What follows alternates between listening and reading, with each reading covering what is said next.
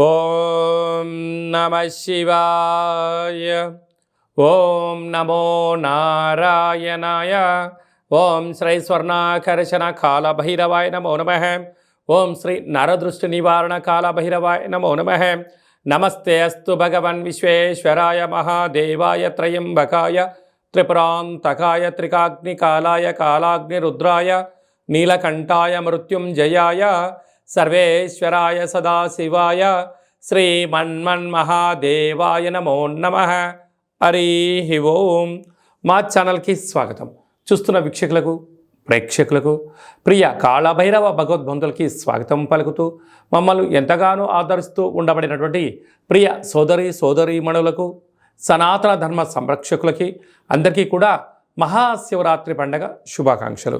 మహాదేవుడి యొక్క ఆశీస్సులు అందరిపైన ఉండాలని, అందరినీ చల్లగా ఆశీర్వదించాలని, నిండు నూరేళ్ల ఆయురారోగ్యాలకు అందరికీ ప్రసాదించాలని, జాతక చక్రంలో ఉండబడిన గ్రహ గమనాలు దోషాలు తొలగిపోయి ఎవరైతే ఏదైతే కోరుకుంటున్నారో అన్నింటా విజయాన్ని సాధించేటువంటి ఆశీర్వచనాన్ని భగవంతుడు అందరికీ ప్రసాదించాలని మనసారా కోరుకుందాం. 1-3-2024 నుండి 15-3-2024 వరకు పుట్టినటువంటి వారందరికీ కూడా ముందస్తుగా జన్మదిన శుభాకాంక్షలు. గతంలో వివాహం చేసుకున్న వారికి వివాహ వార్షికోత్సవ శుభాకాంక్షలు. ద్వాదశ రాశుల్లో గ్రహ గమనాల్ని ఒకసారి వీక్షింపచేద్దాం. మేషరాశిలో గురు సంచార స్థితి, కన్యరాశిలో కేతు సంచార స్థితి, మకర రాశిలో కుజుడు మరియు శుక్ర సంచార స్థితి, కుంభరాశిలో రవి బుధాదిత్య రాజయోగము మరియు శనేశ్వర స్వామివారి యొక్క సంచార స్థితి. ఏడాది తర్వాత రవి భగవానుడు కుంభరాశిలో సంచారము, 30 సంవత్సరాల తర్వాత శని భగవాని చేత రవి తన స్వక్షేత్రమైనటువంటి శని భగవాన్తో కలిసి సంచారం చేయడము ఇది ఒక యోగదాయకం అని చెప్పి గమనించగలగాలి.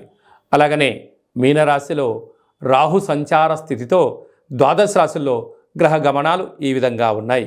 8వ తారీఖున బుధ భగవానుడు మీనరాశిలోకి సంచారము, 9వ తారీఖున శుక్ర భగవానుడు కుంభరాశిలోకి సంచార స్థితి, 15వ తారీఖున రవి భగవానుడు మీనరాశిలోకి సంచార స్థితితో ద్వాదశ రాశుల్లో గ్రహ గమనాలు ఈ విధంగా ఉన్నాయి. తులారాశి వారు మహాశివరాత్రి పండగ సందర్భంగా ఆదివారం అమావాస్య సందర్భంగా ఎలాంటి విధి విధానాలు పాటించాలో ఈ వీడియోలో సవివరంగా సంపూర్ణంగా తెలుసుకుందాం. తులారాశిలో ఏ నక్షత్రాలు వస్తాయనగా చిత్తా నక్షత్రంలోని 3వ పాదం, 4వ పాదం, స్వాతి నక్షత్రంలోని 4 పాదాలు, విశాఖ నక్షత్రంలోని 1, 2, 3 పాదములు కలిపితే తులారాశి. చాలామందికి పుట్టినటువంటి కాల సమయంలో డేటా ఆఫ్ బర్త్లు లేనటువంటి కారణం వలన పేరు యొక్క మొదటి అక్షరాన్ని అనుసరిస్తూ ఆ రాశిని తెలుసుకునే ప్రయత్నం చేద్దాం.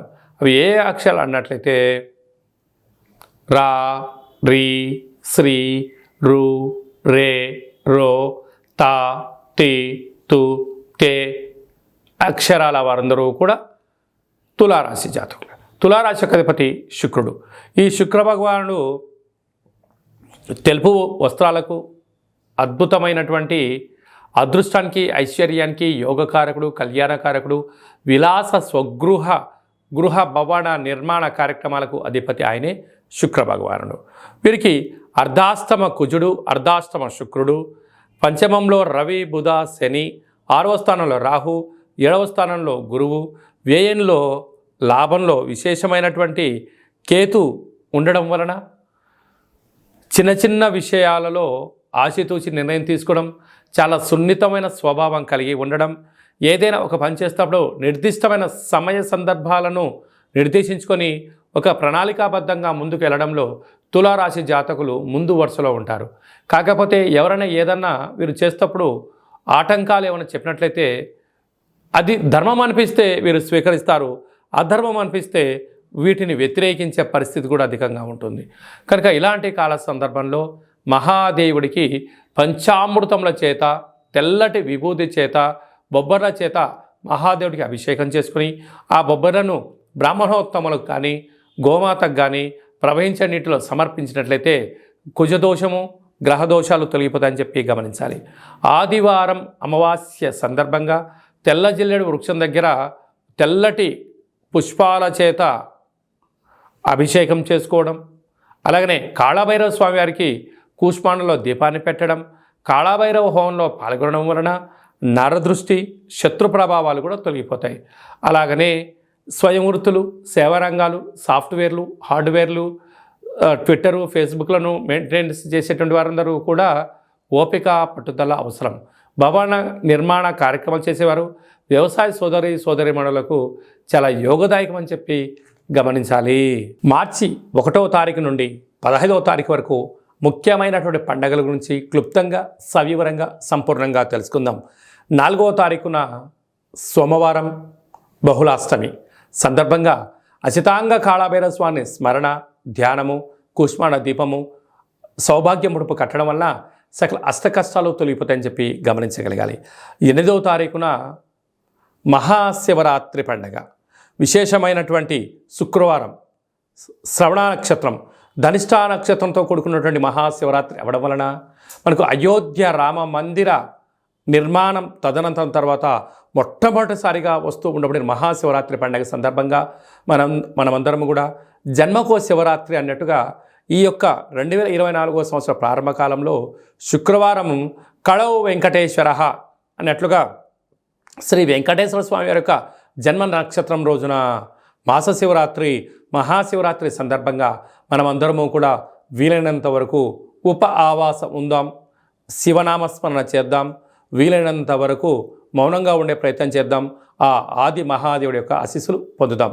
అలాగా మీకు కుదిరితే మీ దగ్గర ఉండబడిన శివాలయాల్లో అభిషేకం చేసుకోండి. అలా కుదరలేనటువంటి పక్షంలో కానీ, లేదు ఇంకొంచెం భగవంతుడి యొక్క ఆశీస్సులు పొందాలి అన్నట్లయితే మన యొక్క కాళభైరవ స్వామి యొక్క దేవాలయంలో సహస్ర ద్వాదశ జ్యోతిర్లింగేశ్వర స్వామివారు, 1,00,000 రుద్రాక్షల మహాదేవుడిని ఏర్పాటు చేయడం జరిగింది కనుక మీ గోత్రనామాలు మాకు పంపించినట్లయితే మీకు వాట్సాప్ ద్వారా వీడియో కాల్ చేయించి మహాదేవుడికి రుద్రాభిషేకము, శతరుద్ర హోమాన్ని చేయించడం జరుగుతుంది కనుక భక్తులందరూ కూడా మహాదేవుడి యొక్క అభిషేక కార్యక్రమంలో పాల్గొని ఆ పార్వతీ పరమేశ్వరుల యొక్క కృపకటాక్ష వీక్షణ పొందగలరు. అలాగనే మరో అద్భుతమైనటువంటి విషయం ఏమిటయ్యా అనగా 10వ తారీఖున ఆదివారం అమావాస్య పూర్వాభాద్ర నక్షత్రం రావడం కూడా జరుగుతుంటుంది. అంటే మాసాలలో ఆమాకావైనట్టుగా మాఘమాసము, అందులో మహాశివరాత్రి తదనంతరము ఆదివారం రోజు అమావాస్య రావడం వల్ల అద్భుతమైన అతీంద్రియమైన శక్తి సంపాదించడం కోసము ధ్యానం, పూజ, హోమ కార్యక్రమంలో పాల్గొన్నట్లయితే సకల శుభం కలుగుతుందని చెప్పి గమనించాలి. కనుక ఈ కాళభైరవ స్వామికి ఆశీస్సులు పొంది ఆ అమావాస్య రోజు సకల దుష్ట ప్రభావాల నుంచి, భూత ప్రేత పిశాచాల నుంచి, అపమృత్యు దోషాల నుంచి, వాహన ప్రమాదాల నుంచి తొలగించడం కోసము ఏ రాశి వారు, ఏ నక్షత్రం వారు ఎలాంటి విధి విధానాలు పాటించాలో సవిరంగా సంపర్వం కూడా మనం తెలుసుకుందాం. అదే కాకుండా ఈ యొక్క మార్చి నెలలో ప్రథమార్థమంతను కూడా అద్భుతమైన విజయం సాధించగలగాలి అన్నట్లయితే మనం ఒక్కసారి ఈ పాత్రను గమనించినట్లయితే ఇది ఒక కంచు పాత్ర. ఇందులో మనకు రాసులు 12 ఎలా ఉంటాయో 12 రాసులను అచ్చు వేయడం జరుగుతుంది. కనుక ఈ యొక్క పాత్రను మన యొక్క పూజా మంత్రంలో ప్రతిరోజు పూజ చేసిన తదనంతరము మనసులో ఒక్కొక్క నెలలో ఒక్కొక్క కాళభైరవ స్వామి ఉంటారు కనుక ఈ యొక్క మాఘమాసంలో అచితాంగ కాళభైరవ స్వామిని స్మరించాలి కనుక స్వామికి ఆశీస్సులు ఎలా పొందాలో తెలుసుకుందాం.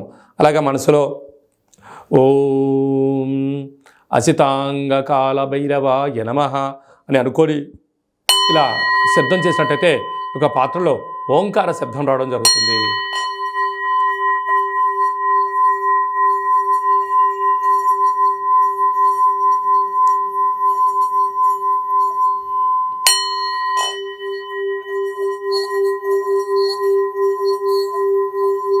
ఈ శబ్ద తరంగాల ద్వారా గృహంలో మనకు ఉండబడినటువంటి దరిద్ర దేవత బయటికి వెళ్ళిపోయి బయట ఉండబడినటువంటి లక్ష్మీమాత మన గృహానికి వస్తుందని చెప్పి కూడా గమనించగలగాలి. కనుక ఒక కాళభైరవ హోమాన్ని, కాళభైరవ స్వామి యొక్క పిరమిడ్ని, ఈ యొక్క అక్షయపాత్రని, డాలర్ని, కంకణాన్ని, మీకు కాలికి చేయి కట్టుకునేటువంటి సౌభాగ్యమైనటువంటి రక్షణ కవచాన్ని కూడా ఏర్పాటు చేయడం జరుగుతుంది. ఆసక్తి గలవారు ఈ కింది నెంబర్ని సంప్రదించి అక్షయపాత్రను సొంతం చేసుకుందాం, అష్ట కష్టాలకు దూరంగా ఉందాం, అష్టైశ్వర్యానికి స్వాగతం పలుకుతామని చెప్పి గమనించాలి. అలాగే మీ యొక్క వ్యక్తిగత జాతకం తెలుసుకోవాలనుకుంటున్నారా?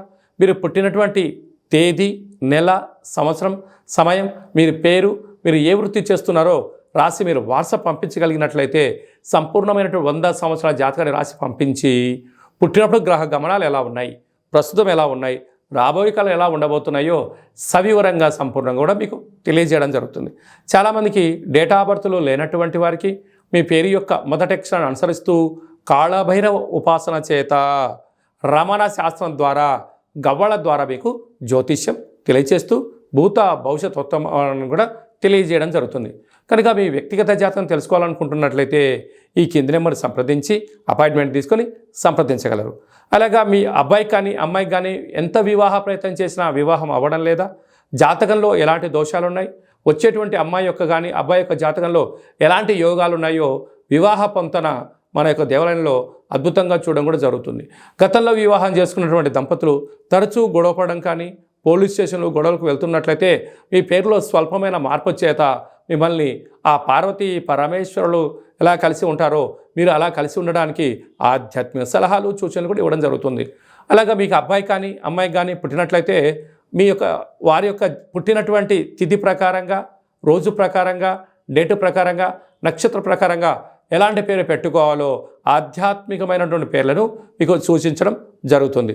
అదే కాకుండా చాలామందికి కాళభైరవ మంత్ర ఉపదేశం ఎలా తీసుకోవాలి, కాళభైరవ సాధన ఎలా చేయాలి, కాళభైరవ స్వామి ఆశీస్సులు ఎలా పొందాలో అని అనుకుంటుంటారు. వారందరికీ కూడా మన యొక్క దేవాలయంలో మంత్రోపదేశం, జపము, తర్పణం, హోమ కార్యక్రమాన్ని ఎలా చేసుకోవాలో తెలియజేస్తూ ఆధ్యాత్మిక సలహాలు సూచనలు మీకు ఇవ్వడం జరుగుతుంది. కనుక ఆసక్తి గలవారు ఈ కేంద్రము సంప్రదించి ఈ మహాశివరాత్రి సందర్భంగా అందరి యొక్క గోత్రనామాల్ని మీరు పంపించినట్లయితే మీకు పూజ చేసి స్వామి యొక్క ప్రసాదాన్ని ఒక రుద్రాక్షను ప్రసాదంగా కూడా పంపించడం జరుగుతుంది. కనుక అందరూ కూడా గోత్రనామాల్ని ఈ యొక్క ఫోన్ నెంబర్లకు వాట్సాప్ పంపించగలరు. అందరిపైన మహాదేవుడి యొక్క ఆశీర్వాదాలు ఉండాలని కోరుకుంటూ ఆశీర్వచనం. సర్వమంగళ మాంగళ్యే శివే సర్వార్థి సాధికే శరణ్యే త్రయంబకే దేవి నారాయణి నమోస్తుతే. హరి ఓం. శతమానం భవతి శతాయు పురుష సతేంద్రియ ఆయుష్యేవేంద్రియే ప్రతిష్టతి. ధనం ధాన్యం బహుపుత్రలాభం శత సంవత్సరం దీర్ఘమాయు. సర్వే జనా సుఖినో భవంతు. లోకా సమస్తా సుఖినో భవంతు. సర్వం శివార్పణమస్తు. ఈ వీడియో మీకు నచ్చినట్టయితే లైక్ చేయండి, షేర్ చేయండి. మేము చేస్తున్న వీడియోలో మీకు ముందస్తుగా నోటిఫికేషన్ రావాలి అన్నట్టయితే సబ్స్క్రైబ్ చేసుకొని గంట బటన్ కూడా ప్రెస్ చేసి ఆల్ అనే బటన్ కూడా తెలియచేయండి. మీరు ఎవరి క్షేమాన్ని కోరుకుంటున్నారో లేదా మీ క్షేమాన్ని ఎవరైతే కోరుకుంటున్నారో వారందరికీ ఈ మహాదేవుడి యొక్క అభిషేక కార్యక్రమమైనటువంటి ఈ వీడియోను అందరికీ ఫార్వర్డ్ చేయండి. మహాదేవుడి యొక్క ఆశీస్సులు పొందండి.